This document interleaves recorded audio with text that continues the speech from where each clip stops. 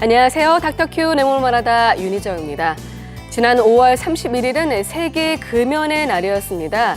보건복지부는 물론 전국 주요 도시와 기업과 언론에서는 이 금연을 주제로 하는 다양한 캠페인을 벌였는데요. 오늘은 허두영 의학 전문 기자와 함께 헬스토픽 코너를 통해서 뻐끔뻐끔 스며드는 전자담배에 대해 살펴보겠습니다. 안녕하세요. 네, 반갑습니다. 세계보건기구가 이번 금연의 날을 맞아서 새로운 보고서를 제출했는데 흡연으로 인한 사망자가 매년 700만 명이나 된다고요? 예, 네. 이번에 세계보건기구가 발표한 자료를 보면은 이 충격적인 내용이 아주 많습니다. 네. 그러니까 담배 300개비, 그러니까 20개비가 한 갑이니까 15갑이 되는 거죠. 이 15갑을 건조 처리하는데 나무 한 그루가 사용된다고 합니다. 또 세계적으로 담배의 생산 유통 과정에서 배출되는 이산화탄소가 이 미국과 유럽을 오가는 이 항공기들이 한 300만 대가 배출하는 이산화탄소가 하고 맞먹고요. 네. 또 담배는 매일 판매되는 양이 150억 개비나 되는데 그중에 3분의 2, 그러니까 100억 개비나 되는 담배가 꽁초 상태로 거리에 버려지고 있다고 합니다. 그러니까 담배는 이 재배부터 생산 소비까지 한마디로 이제 처음부터 끝까지 좀 환경 오염을 일으키는 골칫덩어리라고 하는 겁니다. 네. 근데 요즘 보면은 사실 담배 끊고 그런 의미에서 담배를 이제 대신 그렇죠. 전자담배를 피우는 분들이 정말 많더라고요. 예, 제법 많이 늘었습니다. 네.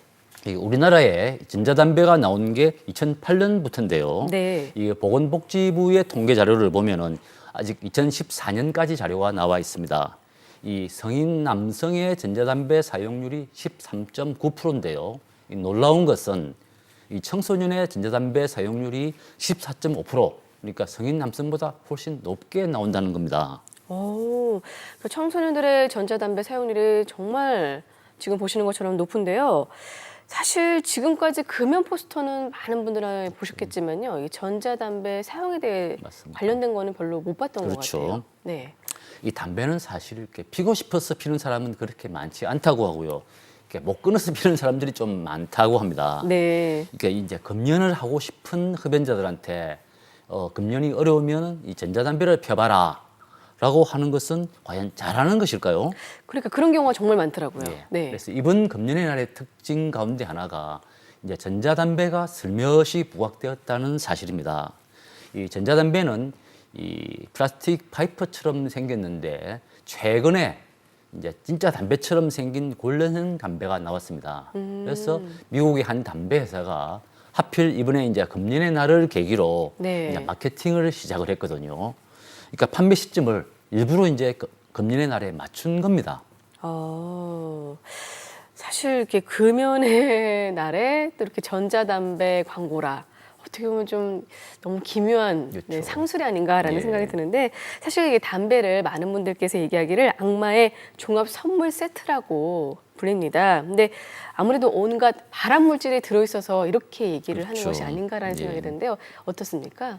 이 전자담배는 사실 이제 액체 상태의 니코틴을 증발시켜서 그 전기를 마시는 겁니다. 네. 그러니까 우리 일반 담배는 담배잎을 태워서 그 연기를 마시는데 이 니코틴 양을 기준으로 보면은 전자담배 15모금을 마시는 것과 일반 담배 한 모금을 마시는 것이 그 피해가 이제 비슷하다고 하니까 전자담배가 일반 담배보다 그 피해가 적은 것은 사실처럼 보입니다.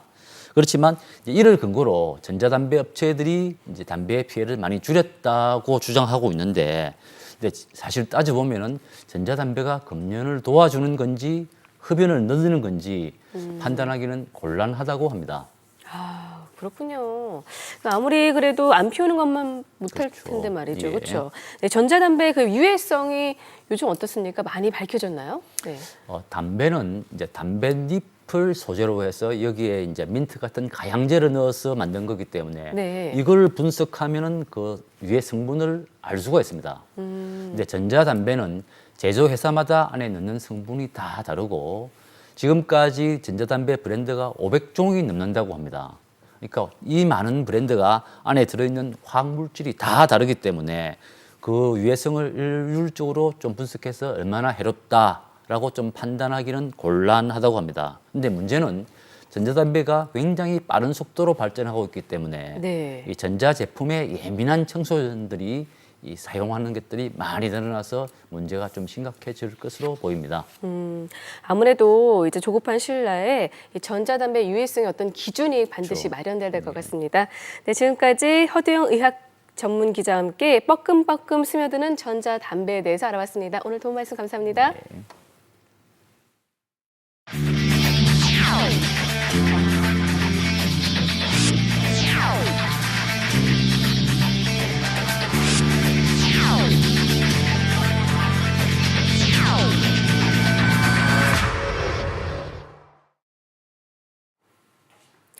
네, 주변에서 쉽게 접할 수 있는 대장암은 초기에 발견하면 완치율이 높지만 그렇지 않을 경우에 여느 암과 마찬가지로 그 치료 과정이 더욱더 힘들다고 합니다. 특히 롯데 자이언츠의 전설로 불렸던 최동원 선수도 이 대장암으로 세상을 떠났는데요. 자, 오늘은 우리 식단에서 육류의 비중이 높아지면서 늘고 있는 대장암에 대해서 알아보겠습니다. 네, 도움 말씀 주시기 위해서 가톨릭대 인천 성모병원 대장학문외과 김지훈 교수 모시고 말씀 나눠보도록 하겠습니다. 안녕하세요. 안녕하세요. 네, 이번 시간에는 최근 늘고 있는 이렇게 대장암에 대해서 알아볼 텐데요. 자, 대장암 발병률은 세계적으로 얼마나 되고 우리나라 같은 경우는 어떻습니까? 네, 대장암은 세계적으로 지금 약 연간 한 100만 명 정도 발생하고 있고요. 네 번째로 많이 발생하는 암입니다. 그리고 우리나라에서는 세 번째로 많이 발생하는 암이고 매년 약 2만 6천 명에서 7천 명 정도 계속 꾸준히 증가하는 추세에 있습니다. 이게 듣기로는 정말 이렇게 식단과 크게 관계가 있다라고 알고 있습니다. 특히 육류 위주의 서구식 식습관이 큰 영향을 준다고 하는데 과거와 비교했을 때는 얼마나 좀 증가를 했고 또 남녀 간 발병률은 어떤 차이가 있는지 궁금합니다. 네. 대장암 같은 경우에 지금 20년 전이랑 비교하면 지금 굉장히 가파르게 증가하고 있는 추세고요. 약 2배 정도 지금 발생률이 증가하였습니다. 그리고 남녀 간의 차이를 보면 일단 남자에서 여자보다 한 1.5배 정도 더 많이 발생하는 것으로 되어 있습니다. 네. 아, 그렇군요. 자, 아무래도 이렇게 남녀 간의 차이도 있는데 원인은 어디 있을까요? 이렇게 대장암이 증가하는 원인. 네. 일단 크게는 이제 유전적인 원인과 환경적인 원인으로 나눠볼 수 있겠습니다. 네. 자, 유전적인 요인 같은 경우에는 이제 부모님과 이제 가족 간의 그런 영향을 많이 보일 수 있고요. 네. 네. 일단 환경적인 측면은 어떤 것들이 있을까요? 유전적인 거는 뭐 가족력을 들 수 있겠는데요. 예를 들면 이제 저 같은 경우에는 이제 가족분 중에 예를 들어 부모님 중 한 분이 대장암이다라고 하면 저 같은 경우에 한 2배에서 3배 정도 네. 위험도가 증가하게 되겠고요. 네. 그리고 두 분이 계시면 일단 3배에서 4배 정도 증가하게 되겠습니다. 아. 그리고 만약에 그 대장암 환자분이 45세 이전에 그런 조기에 대장암이 발병됐었다 하면 위험도는 더 증가하게 되겠고요. 그 밖에 이제 환경적인 요인을 들자면 사실 이제 서구화된 식습관이 가장 문제인데요. 그 중에서도 이제 붉은 육류, 흔히 이제 소고기, 돼지고기, 양고기 같은 이제 붉은 육류가 대장암의 위험도를 증가시키는 것으로 되어 있습니다. 네. 저희가 그래서 이제 자료를 준비했습니다. 자료를 보면서 하나하나 좀 설명을 좀 구체적으로 들어보도록 하겠습니다. 네. 지금 말씀하신 대로 부모나 형제 중 한 명이 대장암이면 2~3배가 늘고 또 2명이면 3~4배가 는다라고 말씀하셨고요. 45세 이전에 대장암이 발생하면 몇 배 정도 더 느나요? 네. 일단 3~4배 정도 증가하는 것으로 3~4배 되어 있습니다. 정도고요. 또 이제 환경적인 측면을 본다면 네. 다음 거의 유전병도 있다라고 또 얘기를 들었습니다. 네. 네. 일단은 좀 대장암 중에 한 1에서 3% 차지하는 좀 특수한 경우인데요. 가족성 용종증과 유전성 비용종성 대장암이 있습니다. 이는 부모님 중 한 분이 이 병을 앓고 계신 경우에는 자녀분들이 한 50% 정도 발병할 가능성이 있고요. 그래서 자녀분이 이 병을 가지고 있는 경우에는 거의 추후에 생애 기간 동안 약 100% 대장암이 발생할 수 있기 때문에 사실 이런 분들은 다 본인들이 알고 계신 경우가 많고요. 병원에서 꾸준히 관리를 받으셔야 됩니다. 네. 아까 조금 전에도 말씀하셨지만 붉은 육류도 영향을 끼친다고 하셨는데요. 네. 네. 일단 붉은 육류는 이제 흔히 저희가 즐겨 먹는 소고기, 돼지고기 이런 것들인데요. 일단 많이 먹으면 드시면 드실수록 대장암의 위험도가 증가되는 것으로 되어 있고요. 근데 이보다 더 안 좋은 게 사실은 이런 가공육, 햄이나 소세지, 이런 햄버거 같은 가공육이 훨씬 더 해로운 것으로 그렇게 알려져 있습니다. 또 계속해서 또 어떤 원인들이 있죠? 일단 그 밖에도 저희가 이제 요의주시하고 있는 것은 이제 과도한 칼로리, 과도한 지방, 당, 그리고 인스턴트 식품 같은 것도 대장암의 발생을 증가시킬 수 있는 것으로 저희가 보고 있습니다. 이 밖에 조금 전에도 이제 흡연에 대해서 얘기를 나눴지만 음주와 뭐 흡연도 큰 영향을 끼친다는 것으로 알고 있습니다. 네. 네, 맞습니다. 일단 음주와 흡연은 뭐 대장암뿐만 아니라 모든 다른 암들을 또 증가시킬 수 있는 것으로 되어 있고요. 음주는 이제 보통 하루 3잔 정도 드시게 되면 1.4배 정도 증가하게 돼 있고, 담배를 피우시는 분들은 피우지 않으시는 분들보다 2배 정도 대장암의 위험도가 증가되는 것으로 되어 있습니다. 네. 자, 오늘은 대장암의 발병 원인과 또 치료법과 같은 내용에 대해서 자세히 알아보겠습니다. 저희 닥터큐 내 몸을 말하다에서는요, 시청자 여러분의 상담 전화를 받고 있습니다. 방송 보시면서 궁금한 점 있으신 분들은요, 02-6938-2060, 02-6938-2060으로 전화 주시기 바라겠습니다.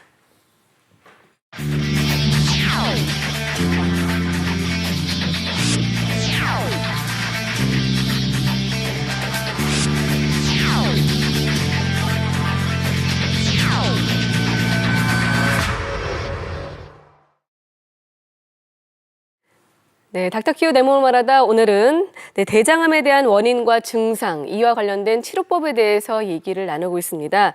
자, 그런데요, 교수님, 앞서 이게 대장암의 원인에 대해서 말씀해 주셨잖아요. 네. 근데 초기에 발견하면 거의 완치가 된다라고 얘기를 들었습니다. 맞나요? 네, 맞습니다. 네. 그래서 일단 초기에 진단하는 것이 가장 중요하고, 초기에 진단하게 되면 내시경으로도 충분히 절제 가능한 경우가 있고요. 또 얼마나 빨리 진단되냐에 따라서 완치율이 많이 바뀌게 되어 있습니다. 네. 자, 그렇다면 좀 자주 좀 진단도 받고 자주 좀 검사를 해야겠네요. 네. 네, 맞습니다. 대장암을 진단할 수 있는 방법은 사실 여러 가지가 있는데요. 네. 가장 좋고 확실한 방법은 이제 대장 내시경이 되겠습니다. 근데 대장 내시경은 이제 시행하는 게 좀 많이 힘들고 곤란한 점이 있기 때문에 다른 이제 여러 가지 검사 방법들이 있는데요. 하나하나 보게 되면 일단은 첫 번째로 이제 가장 많이 하는 것이 이제 대변 잠열 반응 검사입니다. 그래서 잠열이면은 어떻게 보면 피가 나오느냐 안 나오느냐 분변을 그런 통해서 검사인가요? 네. 이제 피 성분이 있는지 이제 검출하는 검사인데요. 문제는 이제 굉장히 간편하게 할 수 있는 검사지만 또한 이제 정확성은 좀 떨어지는 것이 사실이고요. 그래서 100% 믿을 수는 없습니다. 그리고 그 밖에 그리고 이 대장암이 있는 경우에도 없다고 나올 수도 있고 없어도 있는 것처럼 나올 수 있기 때문에 일단은 뭐 잠열 반응 검사에서 음성이 나왔다고 해서 괜찮다고 맹신하셔서는 안 되고요. 두 번째로 보실 게 이제 대장 조영술이라는 게 있는데요. 네. 대장 조영술도 대장 내시경보다 훨씬 간편하게 검사를 할 수는 있지만 요 사진에서 보시는 것처럼 항문 쪽으로 약을 싸서 대장 모양을 보고 거기 혹이 있는지 발견하는 검사인데요. 이게 정확성이 사실은 대장 내시경보다 좀 떨어질 수가 있고요. 문제는 조그만 용종 같은 게 있으면 안 보이는 경우도 있고 또한 용종 같은 게 있어도 제거가 불가능하다는 그런 단점이 있습니다. 그럼 만약에 이렇게 용종이 발견되면 또 다시 한번 또 검사를 통해서 대장 내시경을 할 수밖에 없겠네요. 네, 그렇습니다. 자, 그렇다면 아무래도 좀 정확성이 높은 게 대장 내시경이 아닐까라는 생각이 드는데 어떻습니까? 네, 일단 대장 내시경이 제일 확실한 방법이고요. 사실 요새는 이제 CT 대장 내시경이라는 것도 저희가 시행을 하고 있는데요. 네. 어떤 진단이죠? 네, 통상적으로 저희가 찍는 CT를 찍어서 이제 컴퓨터로 3차원으로 이제 재구성을 하는 겁니다. 재구성을 해서 용종이라든지 대장암을 진단하는 건데요. 그래서 대장 내시경만큼 정확성이 뛰어난 것으로 되어 있지만 문제는 마찬가지로 또 용종을 제거할 수가 없고 뭔가 양성 소견이 있을 때는 대장 내시경을 좀 추가로 해야 된다는 문제가 있는 거고요. 약간 좀 번거롭긴 하겠네요. 네. 그러면 이제 결론적으로는 대장 내시경이 가장 좀 편리하고 또 한 번에 치료할 수 있는 방법이 아닐까라는 생각이 드는데 대장 내시경에 대해서 좀 설명을 해주신다면요.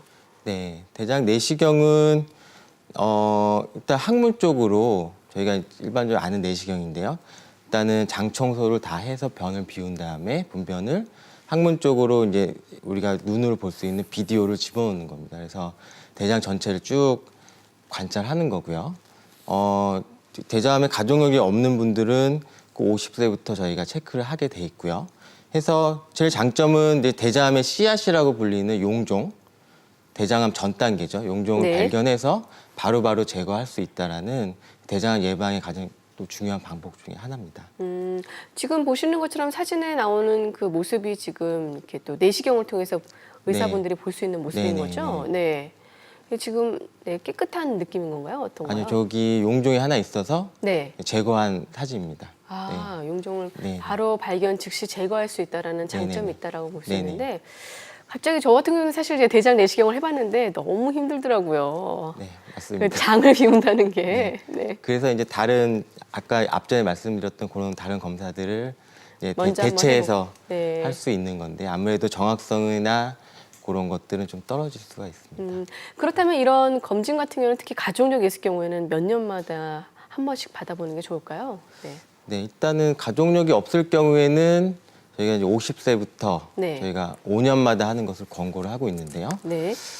가족력이 있을 경우에는 한 10년 정도 일찍 시작하는 것이 좋은 것으로 되어 있습니다. 그리고 마찬가지로 가족력이 그러니까 대장암 환자분이 약 뭐 예를 들어서 뭐 40세 어린 연세에 이제 대장암이 걸렸었다 하면 그보다 10년 일찍 아. 본인은 30세부터 대장 내시경을 해야 되는 것으로 네. 저희가 그렇군요. 권고를 하고 있습니다. 네, 사실 저 같은 경우는 이제 육류를 너무 좋아해서, 그러니까 어떻게 보면은 의사분들은 저한테 왜 굳이 이 나이에 대장 내시경을 했냐라고 얘기를 했는데 그래도 한번 좀 검진을 받아보고 싶었거든요. 네, 그리고 크게 상관이 없는 거죠. 네.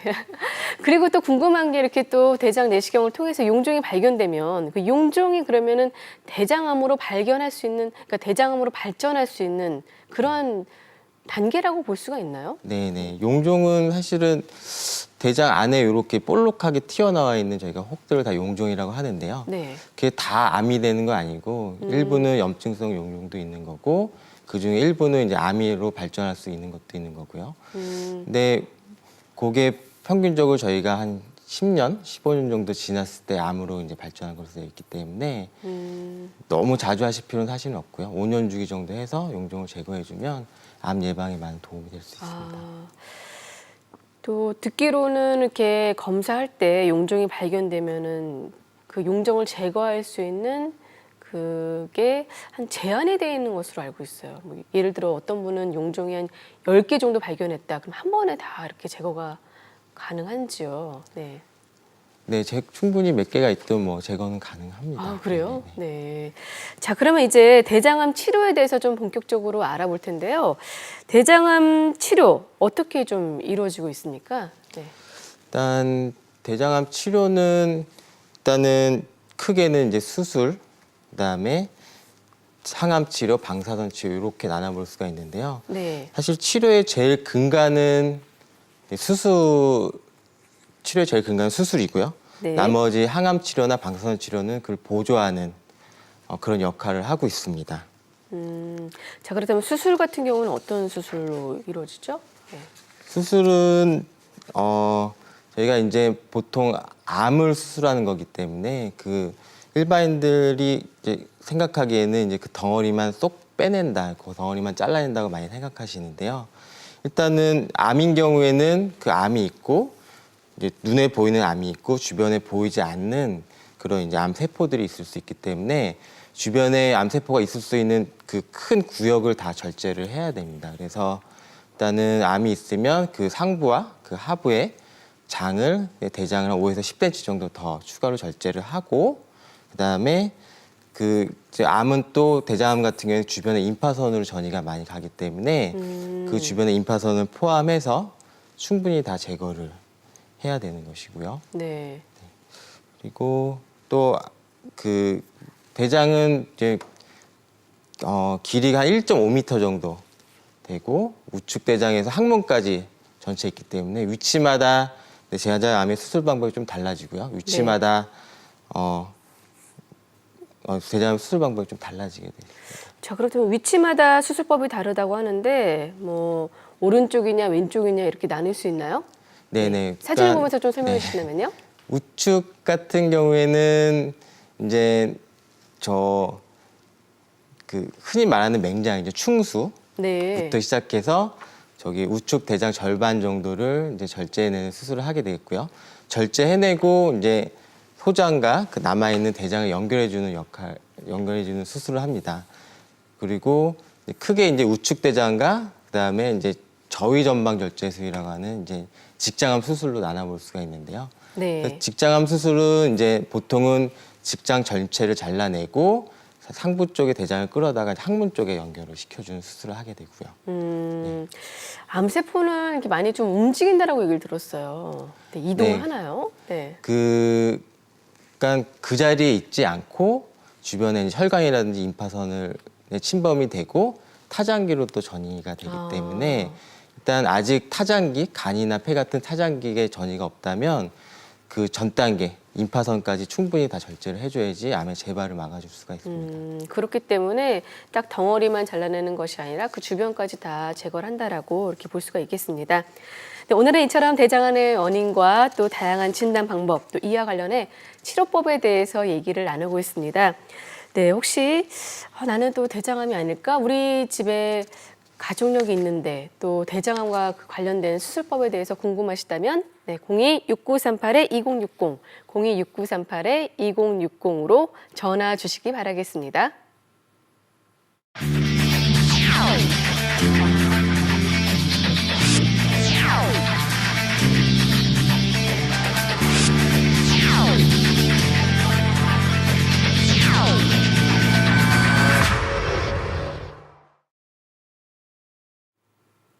네, 오늘은 많은 분들께서 호소하고 있는 대장암에 대해서 얘기를 나누고 있습니다. 그 질환의 원인을 비롯해서 그에 맞는 치료법 또 궁금증을 해소하기 위해서 상담 전화 진행하고 있는데요. 02-6938-2060으로 전화 주시면 되겠습니다.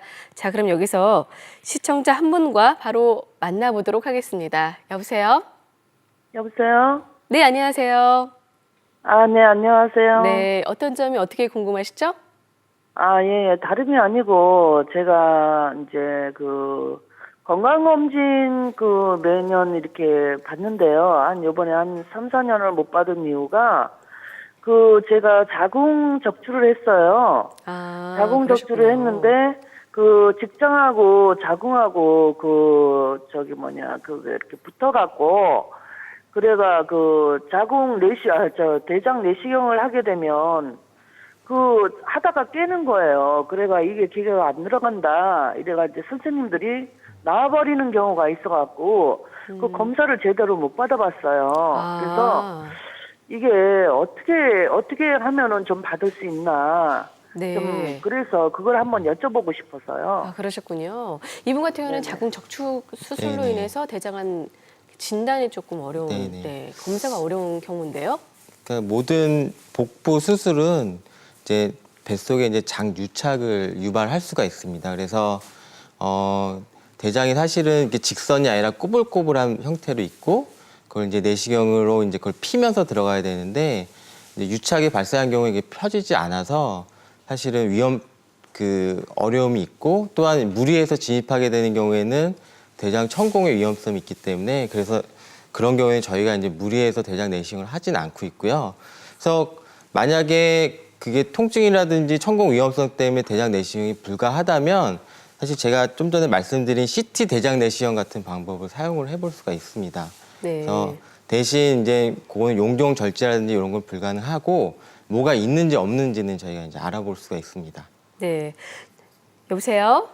네네. 네, CT 대장 내시경으로 이렇게 또 진단이 가능하다고 합니다. 그렇기 때문에 네네. CT 대장 내시경을 한번 알아보시는 게 좀 도움이 될 것 같고요. 혹시 또 다른 궁금증은 없으십니까?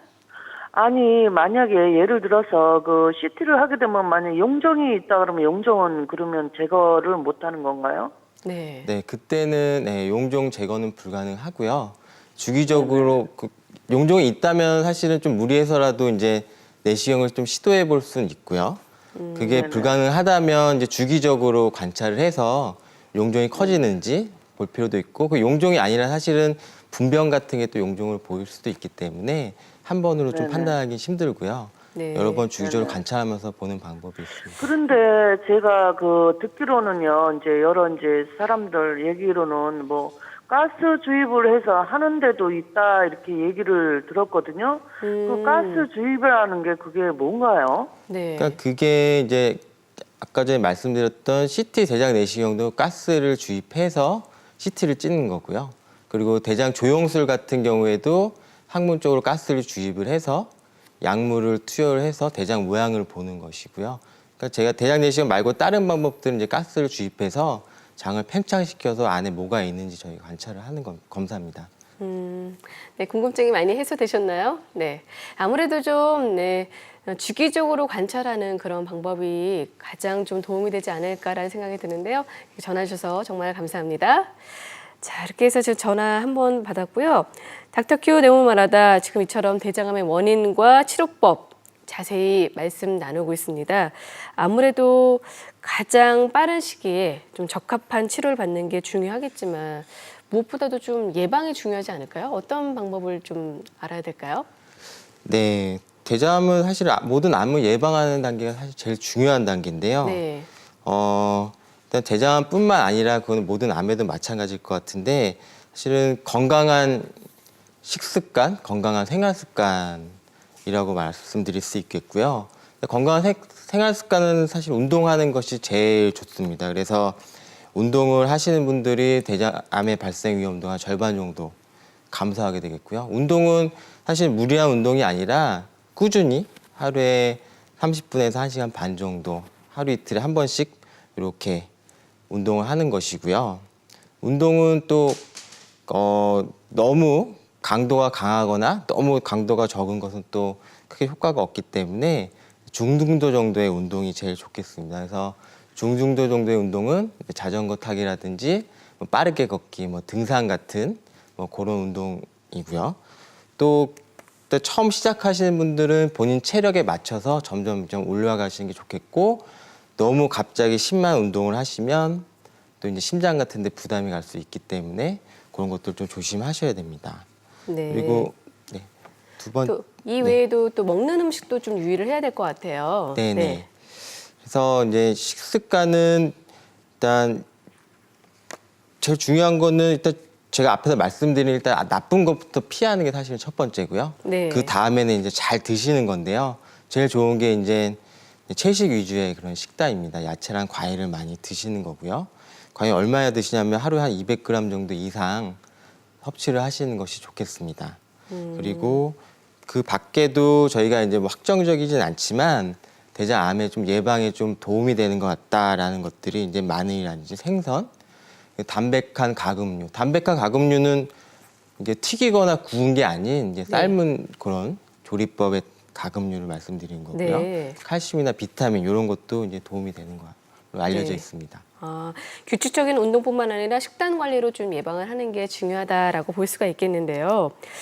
대장암 가족력이 있는 분들이나 또 연세가 많은 분들은 좀 주기적으로 내시경을 받아야 된다고 말씀하셨잖아요. 네.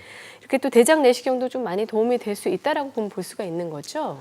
네, 이런 습관 말고도 말씀드린 좀 대장 내시경이 암의 전 단계, 암의 씨앗인 용종을 발견하고 또 그걸 제거함으로써 암 예방에 도움이 될 수 있습니다. 자, 그러면 아까도 다시 한번 예방을 위해서 좀 강조를 해주시겠습니까? 50세 이후부터 몇 년마다 한 번씩 받아야 네. 된다고요? 네. 일단 대장 가족력이 없으신 분들은 50세부터 매 5년마다 저희가 대장 내시경을 받도록 권고를 하고 있습니다. 네. 그리고 대장 가족력이 있다면 40세부터 대장 내시경을 받으셔야 되고, 그리고 그 조기 대장암 환자분이 있었다면 그보다 10년 일찍 저희가 대장 내시경을 권고해드리고 있습니다. 그 외에도 또 염증성 장 질환이 있으신 네네. 분들도 좀 주의를 해야 되나요? 네. 네, 사실은 본인들이 대부분 다 알고 있는 경우신데요. 네. 그래서 염증성 장질환이라는 그런 병을 가지고 있을 경우에는 대장암의 위험성이 증가되는 것으로 있기 때문에 물론 전문의가 알아서 이제 보통 시행을 해주는데 좀 더 자주 대장 내시경을 시행을 해야 됩니다. 네. 근데 이제 이렇게 식단도 관리도 하고 또 내시경도 주기적으로 해야 된다라고 말씀하셨는데 혹시 생활 속에서 이런 걸 발견하면 한번 대장암을 한번 의심해봐라라고 이런 증상, 어떻게 보면 현상 이런 것들이 있을까요? 네, 일단 자기 몸이 주는 신호에 대한 관심을 좀 가지셔야 되는데요. 일단 대장암이기 때문에 일단 배변 습관의 변화가 생길 수가 있습니다. 그래서 이제 변비라든지 설사 증상인데요. 네. 이게 사실은 그러니까 배변 습관 변화라는 게 워낙에 자기 변비가 10년 됐다 이런 것들이 아니라 평상시에 잘 보시던 분이 갑자기 변비가 점점 생기는 것 같다. 아니면 잘 보시던 분이 갑자기 변이 물러지고 설사를 한다. 이런 경우라든지 아니면 변을 봤는데도 잔변감이 지속되고 뭔가 개운하지 않다. 네. 그리고 이제 대변의 양상도 중요한데요. 색깔도 되게 중요하다고 들었어요. 네네네. 예. 일단은 대장에 이제 암덩어리가 있는 경우에는 거기서 이제 각종 출혈이라든지 분비물 같은 게 나오기 때문에 변이 검어진다든지 아니면 붉게 나온다든지 혈변이 나온다든지 또 점액, 코 같은 그런 점액이 섞여 나온다든지 이런 변의 성상이 변할 수가 있고요. 그 밖에도 이제 대장암이 점점 좀 자라게 되면 네. 대장 직경이 점점 작아지면서 변이 좀 가늘어지게 됩니다. 이런 증상이 생길 수가 있고 네. 그리고 또 이제 몸에 암이 있게 되면 또 체중이 점점 빠진다든지 거기서 발생하는 출혈 때문에 빈혈 증상이 생긴다든지 이런 증상이 생길 수가 있고요. 이런 증상이 있으시면 반드시 병원을 찾아서 한번 상담을 받아보시고 검사를 하시는 것이 좋습니다. 네. 최근에는 아까도 말씀드렸지만 육류 섭취로 인해서 20, 30대에서도 많이 대장암이 발견되는 것으로 얘기를 들었습니다. 네. 네, 맞습니다. 젊으신 분들도 사실 요새 대장암이 꽤 좀 늘고 있는 추세고요. 네. 막상 만나는 환자분들이 20, 30대도 많으신가요? 네. 제일 문제가 이런 젊기 때문에 이렇게 몸이 주는 신호에 대한 관심을 무시하는 경우가 많아서 또 어떻게 보면 또 더 진행돼서 오시는 경우가 또 많습니다. 그래서 젊으신 분들도 제가 말씀드린 이런 증상이 있을 때는 병원을 좀 오셔서 검사를 받으시는 게 좋고요. 또 지금 대장암은 사실은 이제 50대, 60대, 70대 분들이 제일 많이 발생하긴 하지만 이때 발생하는 건 사실 젊었을 때부터 생활 습관, 식습관이 축적돼서 발생하는 거기 때문에 젊었을 때부터 좋은 생활 습관, 식습관을 가지시는 것이 중요합니다. 네. 저 같은 경우에도 정말 고기를 많이 좋아하는데 고기를 좀 줄이고 네, 채소를 좀 많이 먹도록 노력을 좀 해야겠네요. 네. 네. 자, 이렇게 해서 지금 대장암에 대해서 얘기를 나누고 있습니다. 방송 보시면서 특히 또 치료법에 대해서 궁금한 점 있으신 분들은요. 026938-2060, 026938-2060으로 전화 주시기 바라겠습니다. 지금 많은 분들께서 상담을 기다리고 계시는데요. 자, 여기서 전화 주신 시청자 만나보도록 하겠습니다. 여보세요? 여보세요? 네, 안녕하세요. 네, 수고 많으십니다. 네, 어떤 점이 궁금하신가요? 저는 작년에 그 대장 내시경 검사를 처음 받아봤습니다. 네, 나이는 72세고요. 네, 그런데 검사 결과지를 받아보니까 선종이 6개를 떼냈다고 그렇게 나와가지고 그래서 그 원장 선생님한테 여쭤보니까 검사를 그러면은 다시 언제 받아야 되느냐 이러니까 2년 후에 재검사를 받아보십시오. 네. 그렇게 말씀을 하시더라고요. 아, 그러셨군요. 그런데 제가 이제 다니는 그 내과 병원 원장한테 가서 그 검사 결과지를 보여드리고 이렇게 검사가 나왔는데 그러면은 이걸 대장 내시경을 한 그쪽 병원에서는 2년 후에 검사를 받아라고 하는데